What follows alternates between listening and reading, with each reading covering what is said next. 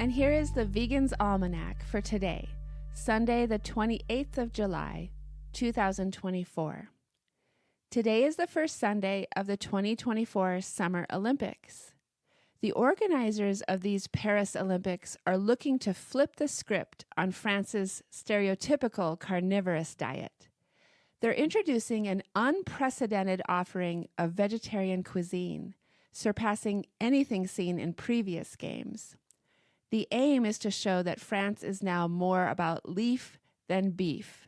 It's been announced that 60% of the foods served to the general public during the event will be meat-free. Olympics president Tony Estanguet said, "It's our responsibility to educate the people who will be engaged in Paris 2024.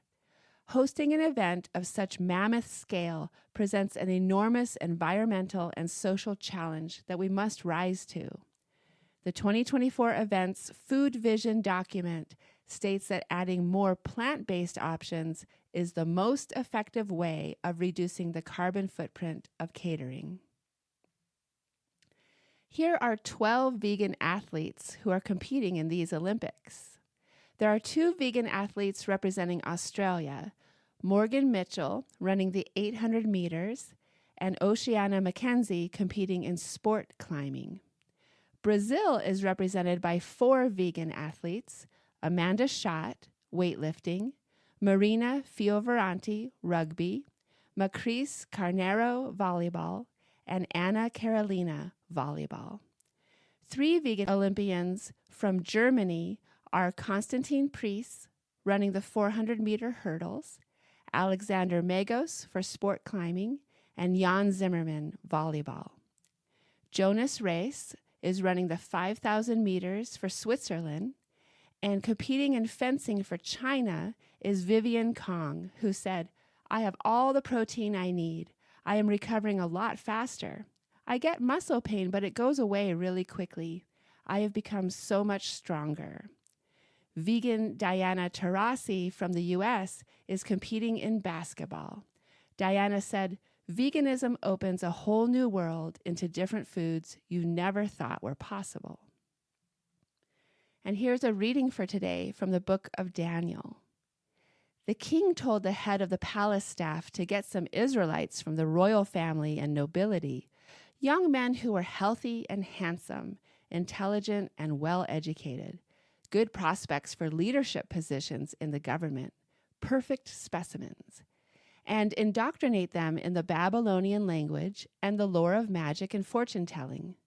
The king then ordered that they be served from the same menu as the royal table, the best food, the finest wine. After 3 years of training, they would be given positions in the king's court. 4 young men from Judah, Daniel, Hananiah, Mishael, and Azariah, were among those selected. But Daniel determined that he would not defile himself by eating the king's food or drinking his wine. So he asked the head of the palace staff to exempt him from the royal diet. The head of the palace staff liked Daniel, but he warned him, "I'm afraid of what my master the king will do. He is the one who assigned this diet, and if he sees that you are not as healthy as the rest, he'll have my head." But Daniel appealed, "Try us out for 10 days on a simple diet of vegetables and water. Then compare us with the young men who eat from the royal menu. Make your decision on the basis of what you see." The steward agreed to do it and fed them vegetables and water for 10 days. At the end of the 10 days, they looked better and more robust than all the others who had been eating from the royal menu. So the steward continued to exempt them and serve them only vegetables.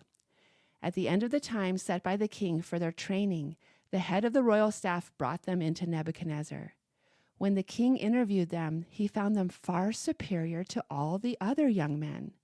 None were a match for Daniel, Hananiah, Mishael, and Azariah. And so they took their place in the king's service.